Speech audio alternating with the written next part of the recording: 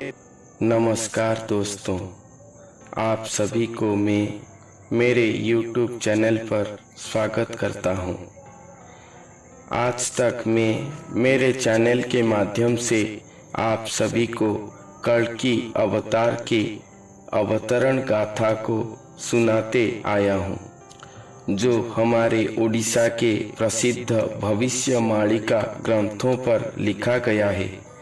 मैं बस उसी बातों को पूरे पुस्तक प्रमाण सहित वर्णन करने की कोशिश कर रहा हूँ। मैं मेरे हर एपिसोड पर लगभग एक ही बात, जो कि ओडिया भविष्यवाणिका पुस्तकों की सार निर्यास उक्ति है, उसे दोहराता आया हूँ कि कल्कि अवतार लीला पर स्वयं ब्रह्मांडकर्ता या स्वयं सृष्टिकर्ता श्री जगन्नाथ महाप्रभु आएंगे। वो अपने अंश अवतार के शरीर को धारण करेंगे। उनके अंश अवतार धरती पर पहले से ही जन्म लेकर समय के अनुसार अपने युवक अवस्था पर साधनारत होकर एक सिद्ध गुरु स्वरूप को धारण करेंगे। वही गुरु शरीर पर ही श्री भगवान अजोनी संभूत प्रक्रिया पर जन्म लेकर अजन्मा ठाकुर नरदेही स्वरूप होंगे। इसी प्रकार कल्कि अवतार की अवतरण गाथा संगठित होगा धरती पर। मैं आज तक कहता आया हूँ कि स्वयं ब्रह्मांडकर्ता आएंगे और उनके अंश अवतार आएंगे, मगर मैं आज तक नहीं कहा हूँ कि वो अंश अवतार कौन है, उनका देव परिचय क्या है। वही अंश अवतार अगर कल्कि लीला का मुख्य नायक है तो श्री भगवान महानायक हैं। आज मैं वही अंश अवतार की परिचय के बारे में संक्षिप्त में वर्णन करूंगा। हमारे उड़ीसा के भविष्यवाणिका रचनाकारों ने अपने मालिका रचना पर एक ही देवता का नाम सभी ने कहा है, चाहे महापुरुष अच्युतानंद हो, पंचसखा गोष्ठी हो, महिमा धर्म के भीमभोई हो, या संत हरिदास या संत अरखित दास हो, या फिर ठाकुर अभिराम परमहंस हो। जो भी हो, सभी ने एक ही बात कहे हैं कि वो अंश अवतार का नाम है अच्युत देवता। इस कलयुग को संहार करने के लिए जो देवता स्वयं भगवान को अपने शरीर पर धारण करेंगे और इस पापाचार युग को समाप्त करके नए सत्य युग को आरंभ करेंगे, वो है स्वयं अच्युत देवता। हमारे उड़ीसा में महापुरुष अच्युतानंद को सभी लोग अच्युत देवता मान लेते हैं, मगर ये गलत है। असल में महापुरुष अच्युतानंद का नाम अगणि था। वो साधना सिद्धि करके मानव अंग देवता संग के तत्व पर देवता अच्युत को शून्य स्वरूप में अपने अंग में धारण करके उनके अंग संग पाए। अच्युत देवता के अंग संग लाभ हेतु उनका नाम अच्युतानंद हुआ। महापुरुष अच्युतानंद ने देवता अच्युत के अंग संग पाने के बाद ही दिव्य दृष्टा शक्ति से लाखों से अधिक माणिका ग्रंथों की रचना कर पाए। जिस ग्रंथों पर देवता अच्युत किस प्रकार फिर से कलयुग के अंत में जन्म लेकर किस प्रकार स्वयं कल्कि भगवान को प्राप्ति करेंगे और पृथ्वी को महाप्रलय से उद्धार करेंगे, तत्सहित कलयुग की लक्षण को भी वर्णन कर डाले, जिसको हम आज के कलयुग के नर नारी देखकर पढ़कर चमत्कृत हो रहे हैं। तो वो देवता अच्युत का नाम अच्युत क्यों रखा गया?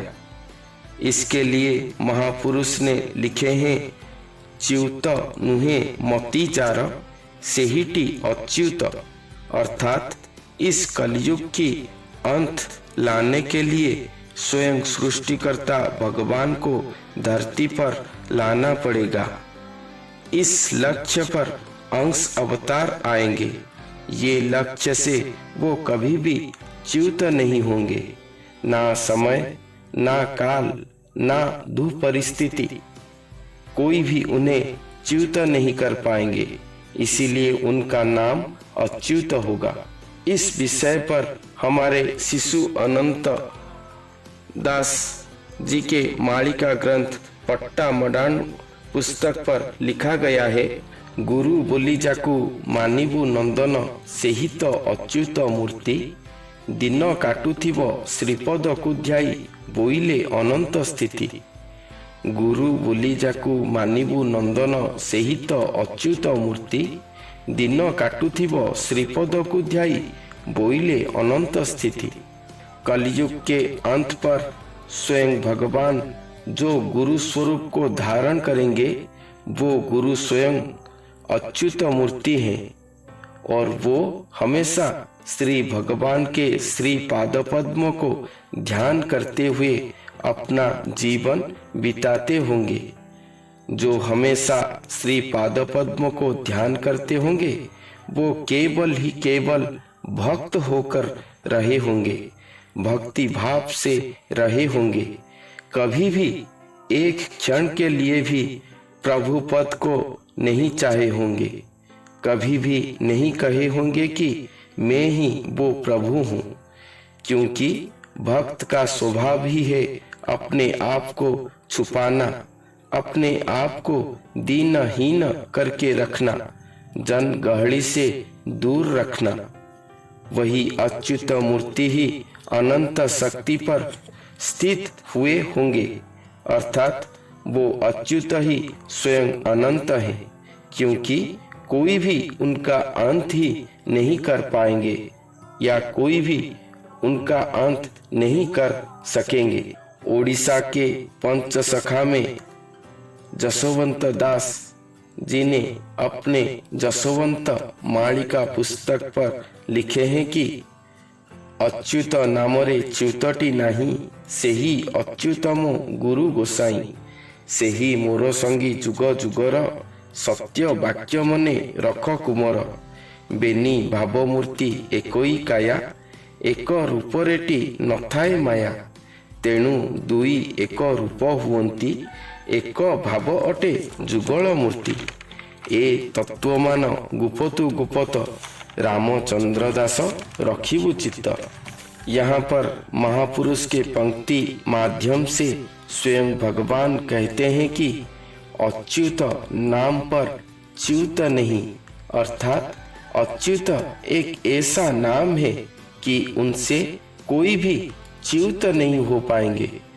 कलयुग के महापाप के कारण केवल पृथ्वी नहीं बल्कि सौर मंडल सहित कोटि ब्रह्मांड विनाश की ओर जब जा रहा होगा, उसी समय स्वयं भगवान अपने अच्युत अंश को धरती पर छोड़ेंगे।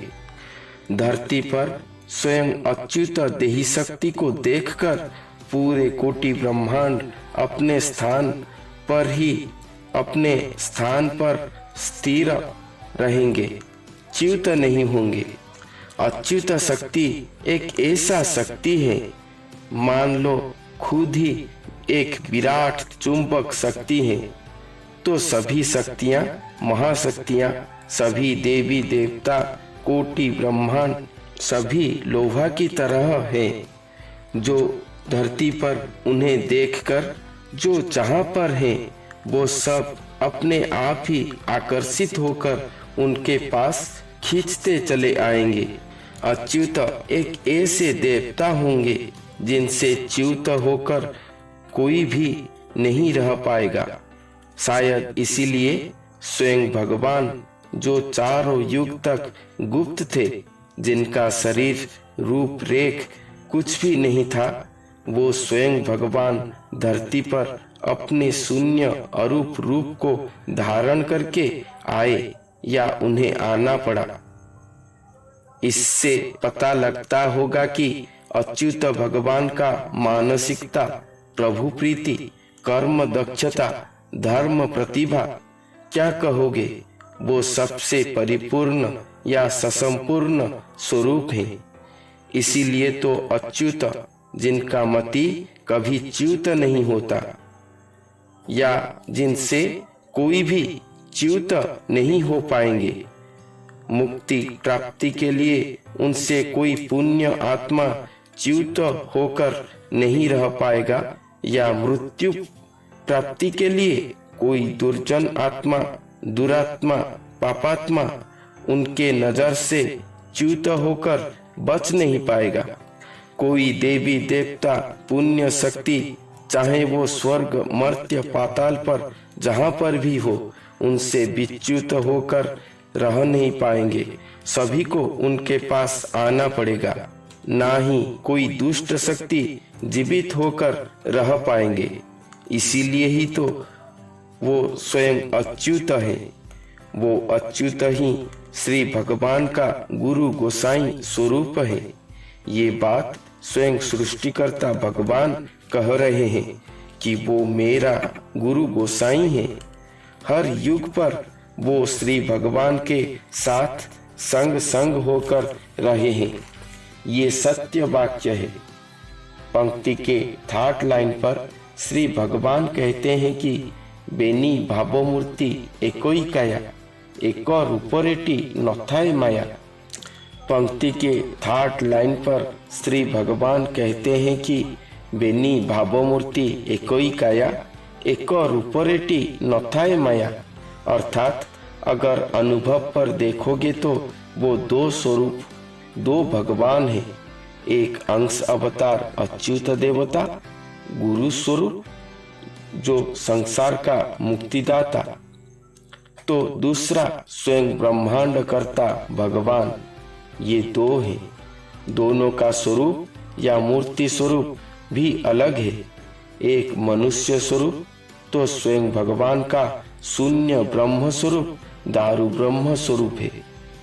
एक अच्युत देवता शुभ्र गौरवर्ण तो स्वयं भगवान त्रिपंड काला स्वरूप है। फिर भी दो स्वरूप, एक ही स्वरूप, एक ही रूप होंगे। एक शरीर में दो स्वरूप, दो भगवान और दो मूर्ति स्वरूप मिलकर एक स्वरूप, एक काया होंगे। क्योंकि दो स्वरूप जब एक हो जाएंगे तब एक स्वरूप में कभी भी कहीं भी माया की स्थान नहीं होगा।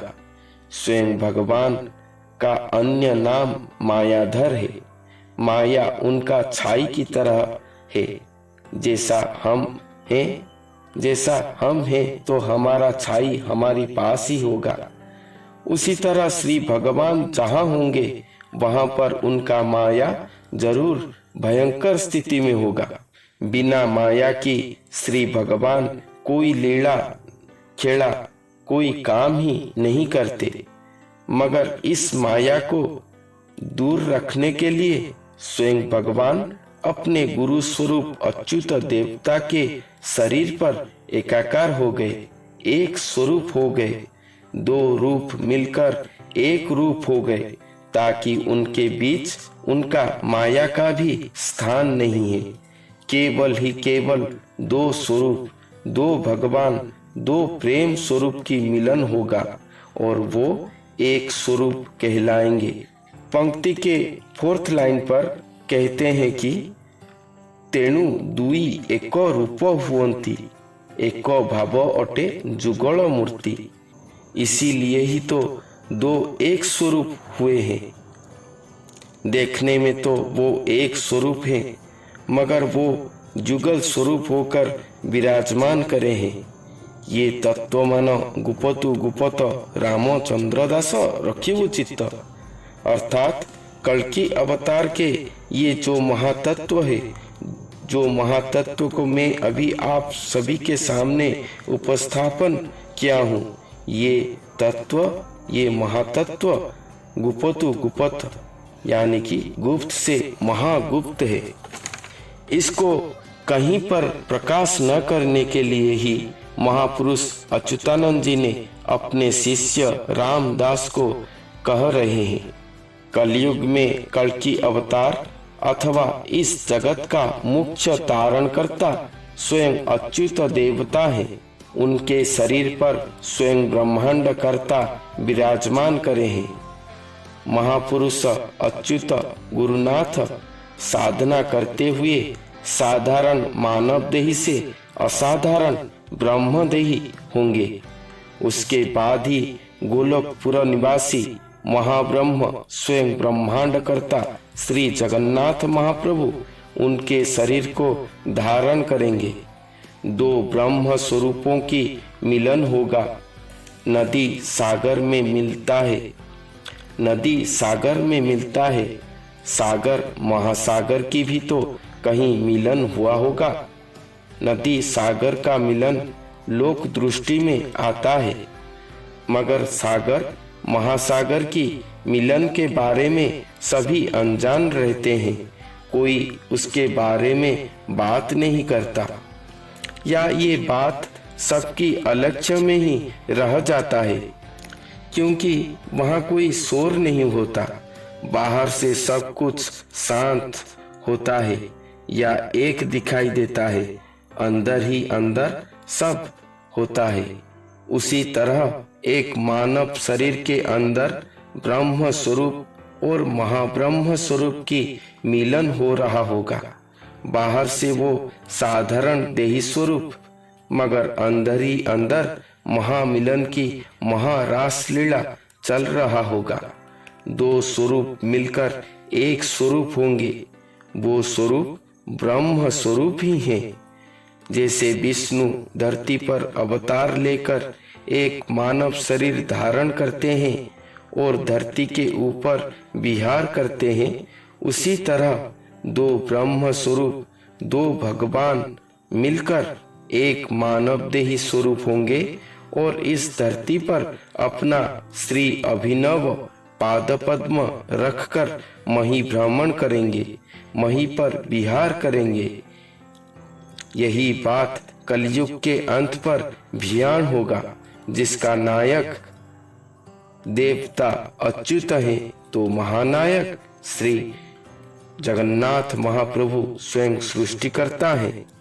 तो उनके शरीर के अंदर नित्य मिलन की महानित्य रासलीला या भक्त भगवान की मिलन की रासलीला यानी कि अष्टगुज्जरी लीला चल रहा होगा।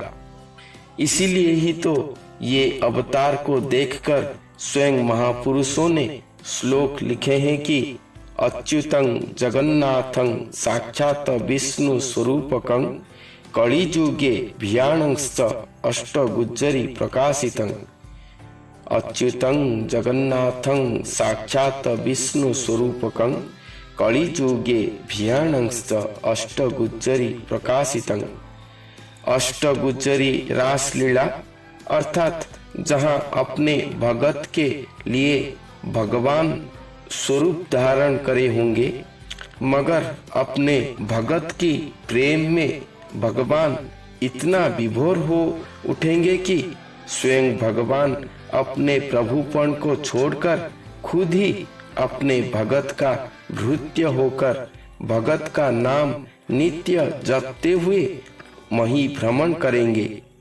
इसीलिए ही तो महापुरुष अच्युतानंद की अष्टगुज्जरी में लिखा गया है कि भगतर भृत्य होइण बुलुथिबी जगते, भगतर भृत्य होइण बुलुथिबी जगते, भगतर नाम जपिण थिबी अनुबरते। अर्थात स्वयं भगवान ही अपना भगत का भृत्य, भक्त, दास, कृतदास बनकर अपने भगत की ही नाम को भजन करेंगे। यही अष्टगुज्जरी रास लीला है। ये बात को हम वर्णन करने के बाद कि स्वयं भगवान अपने गुरु गोसाई अपने भृत्य अच्युत भक्त की नाम जप रहे हैं, भजन कर रहे हैं तो अंश स्वरूप अच्युत देवता को हम और किस शब्द से वर्णन करेंगे, वो अवर्णनीय है। उन्हीं से ही ये कल की लीला की शुभ आरंभ है और उन्हीं के द्वारा ही सुसंस्थापित होगा धरती पर। उन्हीं के परिप्रकाश की अपेक्षा तो सारा ब्रह्मांड का है। हम इंसान तो उनके आगे एक चींटी से भी न्यून है। फिर भी हमारा दुस्साहस देखो। उड़ीसा की साधु संतों में खुद को अच्युत जगन्नाथ कहने की, पूजा पाने की भूत सवार है, तो भारत में मत्तगर्वी साधक अपने आप को कल्कि अवतार कहते जा रहे हैं और हम जैसे अकल के अंधों उन्हें अपना सम्मति देते हैं। धिक्कार है हमारे मानव जन्म को। अच्युत भगवान के बारे में कहता जाऊं तो ऐसा कहता ही जाऊंगा, वीडियो समाप्त ही नहीं होगा। इसलिए यहीं पर ही आज का वर्णन समाप्त करते हैं। आप सभी को मेरा आज का तथ्य कैसा लगा जरूर कमेंट करके बताएं। अच्छा लगे तो लाइक और शेयर करें। मेरे चैनल को सब्सक्राइब जरूर करें। फिर मिलते हैं अगले वीडियो पर नई तथ्य के साथ। तब तक के लिए धन्यवाद।